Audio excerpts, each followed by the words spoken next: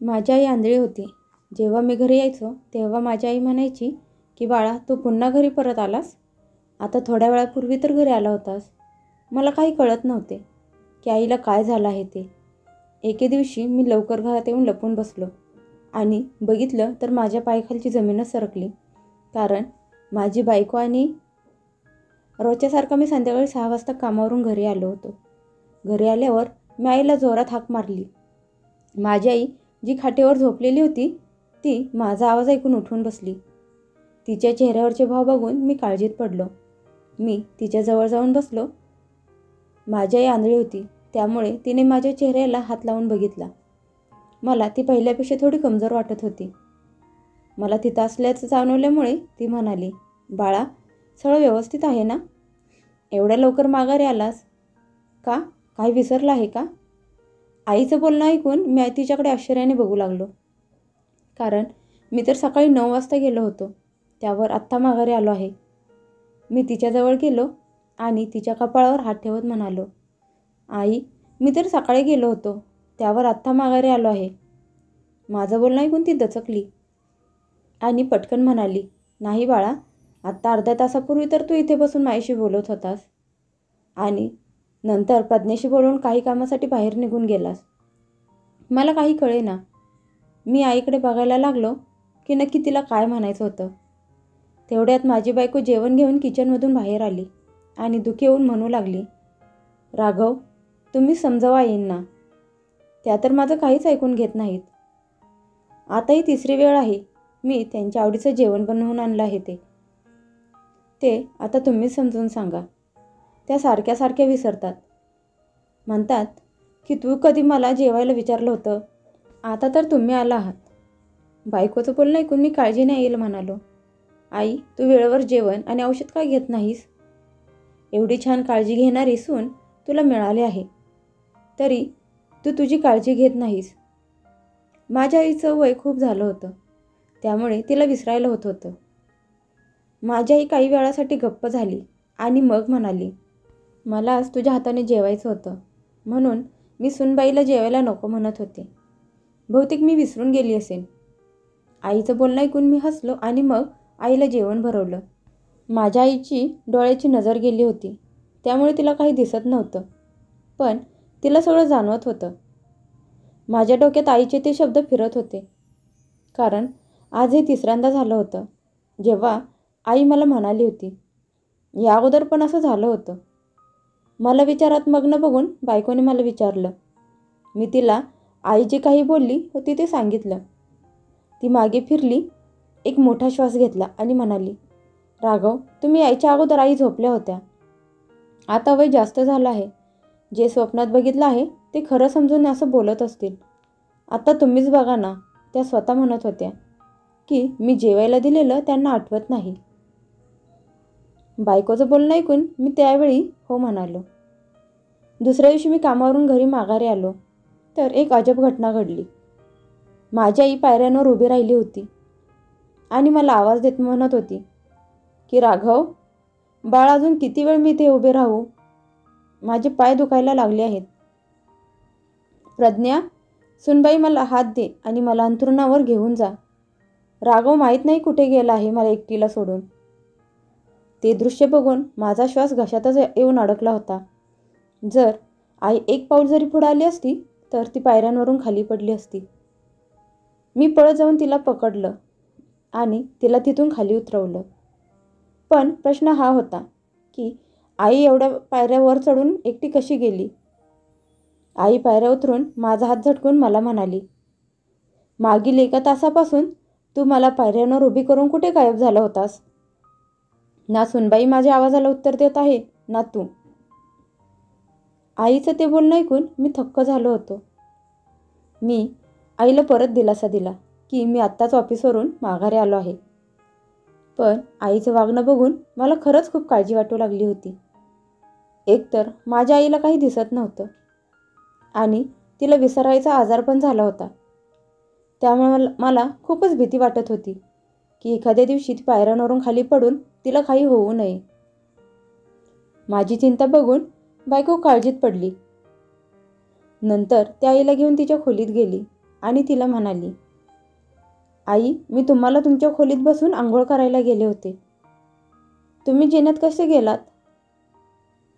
मला तर काहीच कळत नव्हतं. प्रज्ञा बोलत होती, म्हणजेच याचा अर्थ तिलाही काही माहीत नव्हतं. माझी आई प्रज्ञाला बोलत होती की हा राघवच तर मला वर छतावर घेऊन गेला होता. माझ्या आईला काय माहीत काय झालं होतं ते. प्रज्ञा आईला तिच्या खोलीत सोडून परत माघारी आली आणि मला म्हणाली, बघितलंत ना तुमची आई कशी करत आहे. नशीब त्यावरून खाली पडल्या नाहीत, नाहीतर माझ्यावर आरोप आला असता की मी त्यांची काळजी घेतली नाही. प्रज्ञाचं बोलणं ऐकून मी डोकं खाजवत राहिलो. माझ्या आईच्या या आजारावर काय उपाय करावा हे मला कळत नव्हतं. मी कितीतरी मोठमोठ्या डॉक्टरांना आईला दाखवायला घेऊन गेलो होतो. ते म्हणत होते की वयामानाप्रमाणे त्यांना असं होत आहे. माझी बायको म्हणाली, तुम्ही जास्त विचार करत जाऊ नका, कारण एकतर त्यांना दिसत नाही आणि आता त्यांना विसरायचा आजार पण झाला आहे, त्यामुळे ते अशा म्हणत असतील. प्रज्ञाचं बोलणं बरोबर होतं. मग मी आईला जेवायला भरवलं आणि औषध देऊन मग तिला झोपवलं. मी हाच विचार करत होतो. तेवढ्यात आई उठली आणि मला म्हणाली की बाळा, मी सकाळपासून औषध घेतलं नाही, मला औषध दे. मी फक्त शांतपणे श्वास घेत राहिलो. माझ्या बायकोचं बोलणं बरोबर होतं की आईला विसरायचा आजार जडला आहे, कारण औषध तर मी तिला आत्ता माझ्या हाताने चारलं होतं. काही वेळानंतर मी आईच्या खोलीतून बाहेर जात होतो. तेवढ्यात माझी नजर एका वस्तूवर पडली. मी ती वस्तू बघण्यासाठी पुढे टेबलापाशी गेलो. टेबलाच्या कप्प्यातून माझं आवडतं परफ्यूम बाहेर डोकावत होतं. मला सवय होती की मी एकाच वासाचं परफ्यूम वापरत होतो. माझ्याजवळ अशा कितीतरी परफ्यूमच्या बाटल्या होत्या, पण आईच्या खोलीत हा परफ्यूम कसा काय आला होता? मी ते परफ्यूम घेऊन माझ्या खोलीत आलो. 2 दिवस असेच निघून गेले. तिसऱ्या दिवशी माझं काम लवकर संपलं. मी आनंदाने घरी लवकर जाण्यासाठी निघालो. आम्ही खूप कमी वेळा बाहेर फिरायला जात होतो. प्रज्ञा खूप चांगली बायको होती. तिने माझ्याकडे कधीच तक्रार केली नाही की मी तिला बाहेर फिरायला का घेऊन जात नाही. मी येताना प्रज्ञासाठी गुलाबजाम आणि गजरा घेऊन आलो होतो. आता मी नुकताच घरात आलो होतो की घरातून कसला तरी आवाज येत होता. तो आवाज ऐकून माझी पावले जागच्या जागी थांबली. मला आईचं हे वागणं अजिबात आवडलं नव्हतं. ती प्रज्ञाला ऐकवत होती आणि प्रज्ञा मान खाली घालून गुपचूप उभी होती. मी आत गेलो तर माझ्या पावलांचा आवाज ऐकून आई एकदम शांत झाली आणि रडायला लागली. ती म्हणत होती, तुझ्या बायकोने माझा हात जाळला आहे. बघ राघव, मी तिला फक्त एवढंच म्हणाले होते की मला भूक लागली आहे, मला काहीतरी खायला दे. तर तिने गरम इस्त्री माझ्या हातावर ठेवली. आई रडत होती, पण यावेळी मला आईच्या कुठल्याही गोष्टीवर विश्वास बसत नव्हता.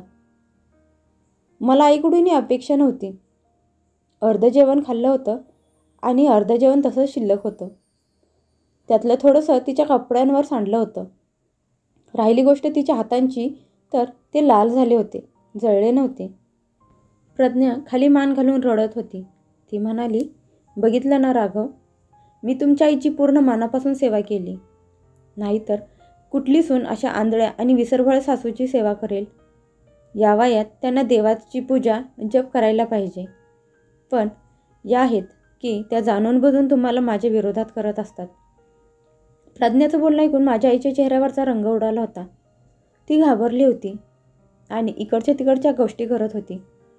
पण मी काहीही ऐकून न घेता माझ्या खोलीत आलो. माझं सगळं सरप्राईज आणि प्लॅनिंग बिघडलं होतं आणि माझा मूड पण खराब झाला होता. माझ्या मनात माझ्या आईबद्दलचा गोंधळ वाढत चालला होता. मी माझ्या डोळ्यांनी बघितलेल्या गोष्टीकडे कानाडोळा करू शकत नव्हतो. मी आईच्या वतीने प्रज्ञाची माफी मागितली. त्यावर ती म्हणाली की असू देत, त्या मोठ्या आहेत, या वयात असं होत असतं. तिचं एवढं मोठं मन बघून माझ्या मनात तिच्याबद्दल अजूनच प्रेम वाढायला लागले. मग ती उदास होऊन म्हणाली की राघव, तुम्ही मला वचन द्या की कधी आईच्या बोलण्यावर विश्वास ठेवून तुम्ही माझ्यावर नाराज होणार नाही. मी प्रज्ञावर खूप प्रेम करत होतो, त्यामुळे हे कसं काय शक्य आहे की मी कुणाच्याही बोलण्यात येऊन तिच्यापासून लांब जाईन? मी तिला विश्वास दिला की असं कधीच होणार नाही. मी आता आईशी खूप कमी बोलत होतो. सकाळी कामावर जायच्या अगोदर थोडा वेळ आणि कामावरून घरी आल्यावर थोडा वेळ मी तिच्याशी बोलत असायचो आणि मग झोपायला जायचो. पण तिचं वागणं अजून पण तसंच होतं, जे मला विचार करायला भाग पाडत होतं. एके रात्री मी कामावरून घरी परत आलो तर आई मला म्हणाली की बाळा, एवढ्या लवकर मुंबईवरून परत माघारी पण आलास? आईच्या त्या बोलण्यावर मी हसलो आणि म्हणालो, आई, तू परत स्वप्न बघितलं आहेस का? माझ्या प्रश्नावर ती गप्प झाली आणि मग काहीतरी विचार करून म्हणाली, नाही बाळा, स्वप्न तर नव्हते, पण तू माझ्यासमोर बसून प्रज्ञेशी बोलत होतास की तू आज रात्री मुंबईला जाणार आहेस आणि माघारी आल्यावर काही दिवसांसाठी प्रज्ञाला घेऊन फिरायला जाणार आहेस. आईच्या एवढ्या मोठ्या बोलण्यावर मी विचारात पडलो की हे स्वप्न आहे की हकीकत. मी तर असं काहीच बोललो नव्हतो. माझ्या मनात नसतानाही मी आईच्या जवळ जाऊन बसलो आणि हसत म्हणालो, आणि काय काय म्हणत होतो मी? आई थोडीशी हसली आणि म्हणाली, टोमणे नको मारू, जाऊन आराम कर. मला माहीत आहे की तू माझ्यावर विश्वास ठेवणार नाहीस, पण तू माझी चेष्टा तरी करू नकोस. अरे, आई आहे मी तुझी. आईचे शब्द माझ्या काळजात रुतले होते. मला आईशी बोलायचे होते, पण शब्द माझ्या घशातच अडकले होते. मी काहीच न बोलता तिथून उठून माझ्या खोलीत आलो.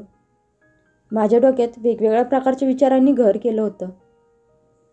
मी आत्तापर्यंत या गोष्टीकडे एका बाजूने बघत होतो. मला या गोष्टीकडे दुसऱ्या बाजूने पण बघायला पाहिजे होतं. मी आता या विचारात बुडून गेलो होतो. एकाच माणसाला एकसारखी स्वप्न कशी काय पडू शकतात? काहीतरी गडबड नक्कीच असणार. माझी आई माझ्या लग्नाअगोदर अशी कधीच वागत नव्हती. माझ्या डोक्यात चाललेला विचार या गोष्टीवर येऊन थांबला होता. पुढचे 2 दिवस असेच निघून गेले. तिसऱ्या दिवशी जेव्हा मी सकाळी लवकर कामावर निघालो होतो, तेव्हा काही चोरांनी माझ्यावर हल्ला केला. त्यांनी माझ्यावर पिस्तूल रोखली आणि माझ्याजवळ असलेले पैसे आणि मोबाईल घेऊन गेले. मी पूर्णपणे घाबरून गेलो होतो. मी खूप उदास होतो. संध्याकाळी घरी गेलो तर आई समोर खोटेवर झोपली होती.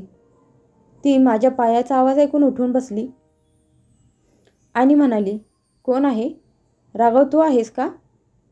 तू एवढ्या लवकर माघारी का आलास? आईच्या त्या प्रश्नाने माझं डोकं फिरलं.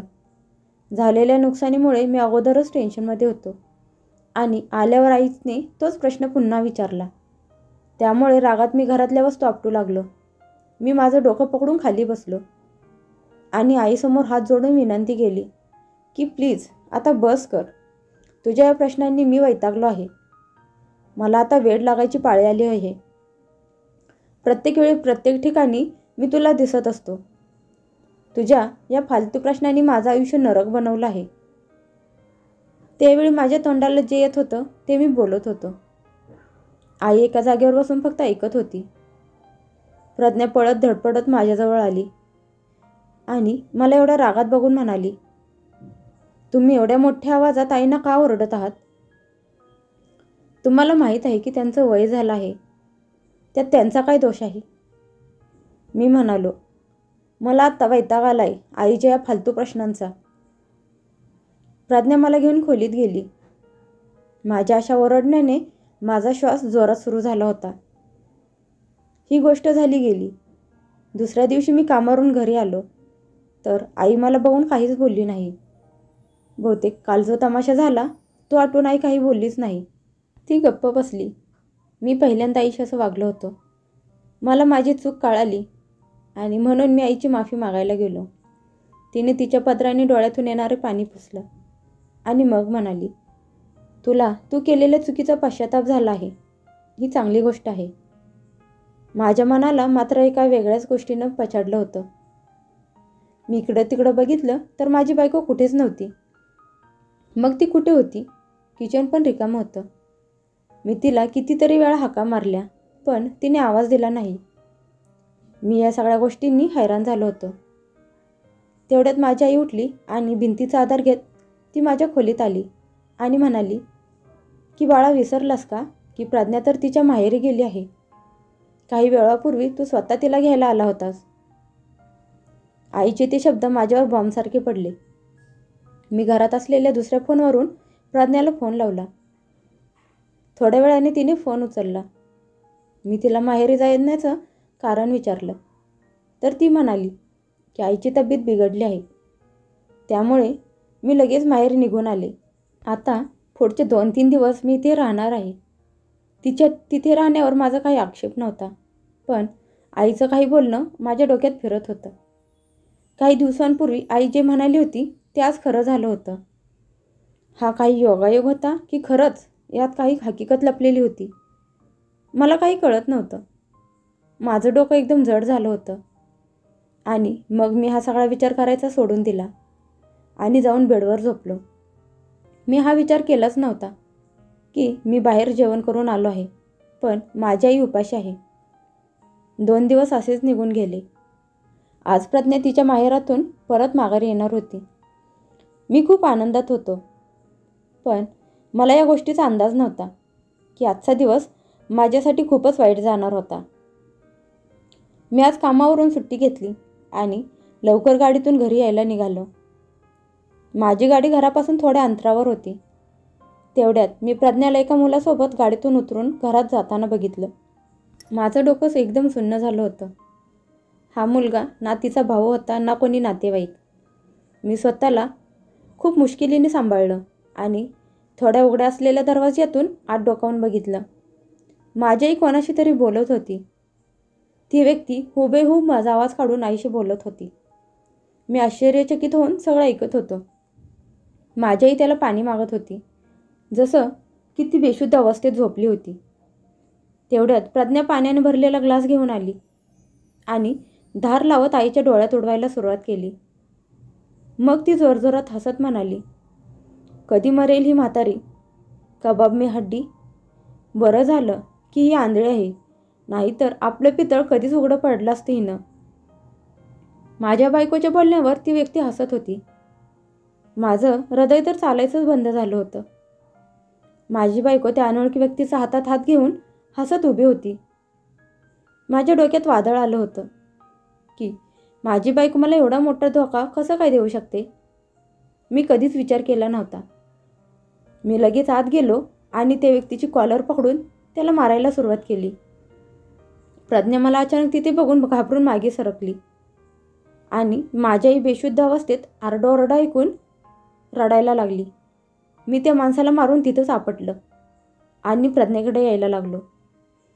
ती एका कोपऱ्यात घाबरून उभी होती. माझे डोळे रागाने लाल झाले होते. मला माझ्या बायकोकडून धोका मिळाला होता, ज्याची मी कधी कल्पनासुद्धा केली नव्हती. ती घाबरून माझ्या पाया पडू लागली आणि माफी मागायला लागली. ती रडत म्हणाली, मला माफ करा, माझी काही चुकी नाही. हा मुलगा मला फसवत होता. मी फक्त तुमच्यावर प्रेम करते. तिचं असं बोलणं अजून चालूच होतं. तेवढ्यात तो मुलगा म्हणाला की किती खोटं बोलतेस ना नवऱ्याशी एकनिष्ठ राहिलीस ना माझ्या प्रेमाचा आदर केलास. सांगत का नाहीस की लग्नाच्या अगोदरपासून मी तुला आवडत होतो. मी रोज तुला भेटायला तुझ्या घरी येत होतो. एवढ्या सहजपणे हा सगळा चिक्कल माझ्या अंगावर टाकून स्वतः मात्र एकदम पवित्र असल्याचं नाटक करतेस. त्या मुलाचं बोलणं अजून ऐकलं असतं तर माझं काळीजच फाटलं असतं. मी त्याच्या जवळ जाऊन जाणार तोच तो उठून पळत सुटला. घाबरून पांढरं पडलेलं तोंड घेऊन प्रज्ञा माझ्याकडे बघून रडत होती. मला एका क्षणात तिची किळस वाटू लागली होती. माझ्या डोळ्यातून अश्रू वाहू लागले. ती कधी आईच्या पाया पडत होती तर कधी माझ्या पायावर पडून माफी मागत होती. हिच्यामुळे मी माझ्या आईवर संशय घेतला होता.